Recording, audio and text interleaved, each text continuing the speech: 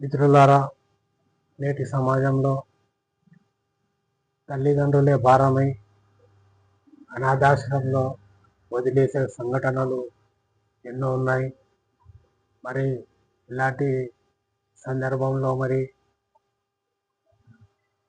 ఇతరులను పట్టించుకోవడం జరుగుతుంది అంటే అది చాలా తక్కువైనా రేపటి రోజు అది ఎక్కువ కావాలని నేను ఆకాంక్షిస్తున్నాను.